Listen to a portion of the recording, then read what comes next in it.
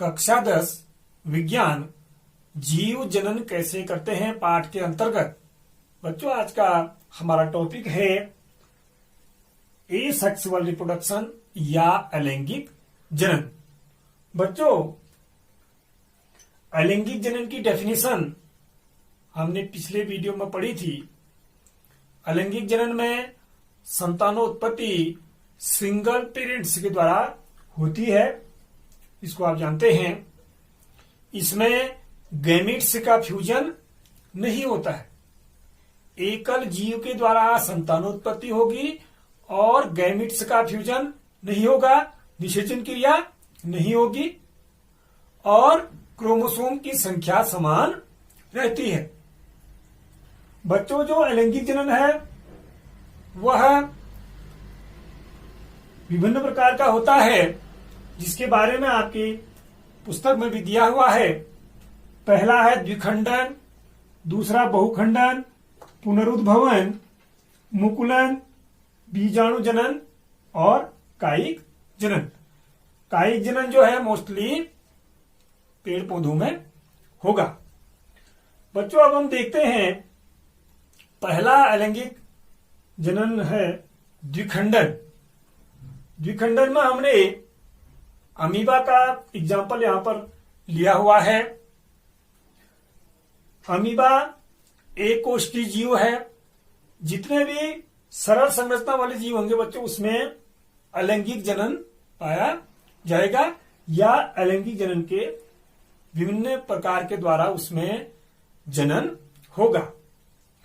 बच्चों द्विखंडन में एक पेरेंट जो सेल है वह डिवाइड हो करके दो संतति कोशिकाएं बनाती है। बच्चों ये जो चित्र आपको दिख रहा है ये अमीबा का है। यह एक परिपक्व अमीबा है। इसके अंदर ये जो संरचना आपको दिख रही है यह इसका न्यूक्लियस या केंद्रक है और अमीबा के शरीर के अंदर साइटोप्लाज्म आप देख रहे हैं।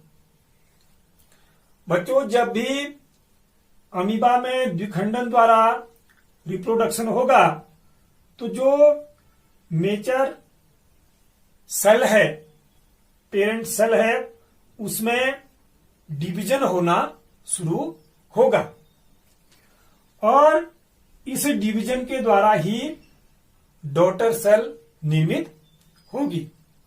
बच्चों हम इसमें देखते हैं कि इसका जो न्यूक्लियस है वह बढ़ने लग जाता है। धीरे धीरे यह न्यूक्लियस दो न्यूक्लियस में डिवाइड हो जाएगा और इसके साथ साथ इसका साइटोप्लाज्म भी दो भागों में वितरित हो जाता है, बढ़ जाता है और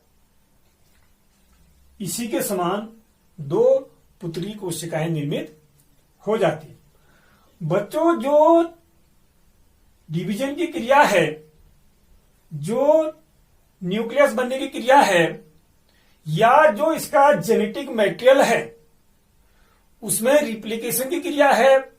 जेनेटिक मटेरियल इसमें डीएनए होगा। इस न्यूक्लियस के अंदर क्रोमोसोम होंगे। क्रोमोसोम के अंदर बच्चों डीएनए होगा। वह इसका आनुवांशिक पदार्थ है। आनुवांशिक पदार्थ के बारे में हमने कल पढ़ा था, जो एक पीढ़ी के लक्षणों को दूसरे पीढ़ी में ले जाने का कार्य करेगा। तो बच्चों जो आनुवांशिक पदार्थ की नकल बनती है, प्रतिकृति बनती है, वह माइटोटिक डिवीजन या समसूत्री विभाजन के द्वारा होता है। समसूत्री विभाजन के द्वारा जेनेटिक मटेरियल की नकल बनेगी, न्यूक्लियस डिवाइड होगा, दो न्यूक्लियस में बढ़ जाएगा और साइटोप्लाज्म डिवाइड्स होगा और ये कोशिकाएं बढ़ करके दो डॉटर सेल का निर्माण होगा। बच्चों जो अमीबा है उसमें बाइनरी फ्यूजन के द्वारा इस प्रकार अलैंगिक जनन होता है। दूसरा आता है बच्चों हमारा बहुखंडन। बहुखंडन में आपकी बुक में जो है प्लाज्मोडियम के बारे में अलैंगिक जनन बताया है।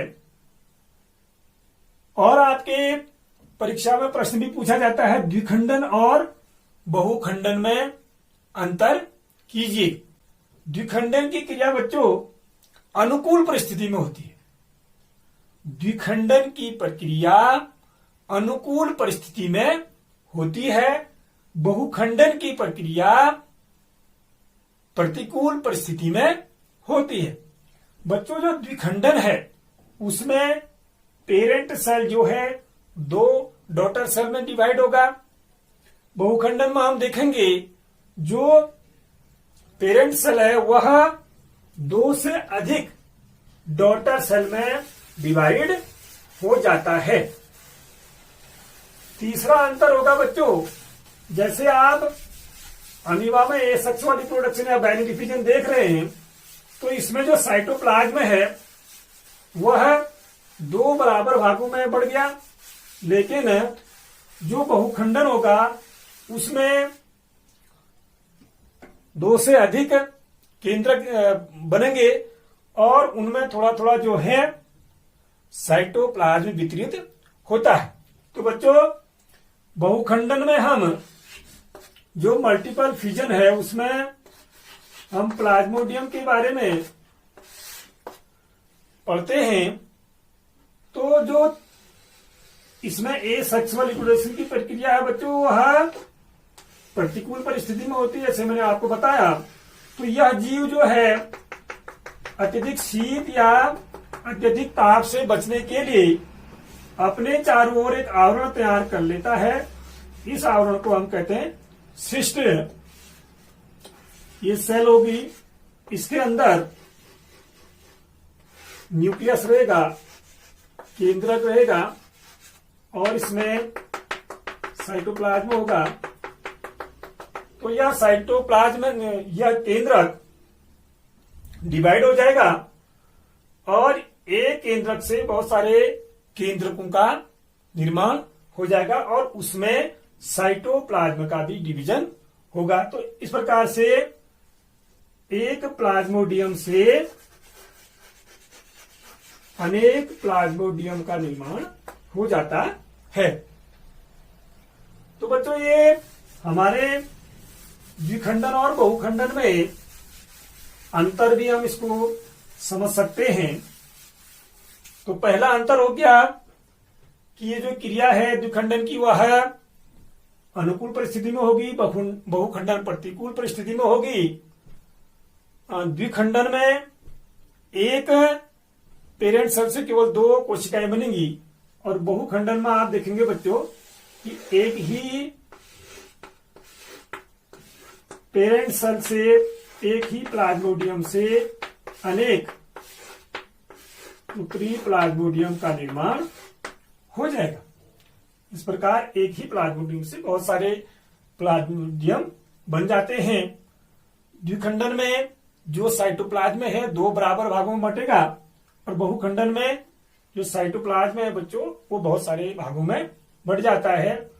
तो बच्चों जो इसके बाहर से सिस्ट थी, जैसे ही प्रतिकूल परिस्थिति से ये जो जंतु के लिए पर्यावरण जो है अनुकूल हो जाता है तो इस सिस्ट जो है ब्रेक हो जाती है और इसके अंदर से जो प्लाज्मोडियम है वह मुक्त हो जाते। तो इस प्रकार से हम द्विखंडन और बहुखंडन जो अलैंगिक जनन है उसको देखते हैं और कल की कक्षा में हम अगले जो टाइप हैं अलैंगिक जनन के उसके बारे में पढ़ेंगे।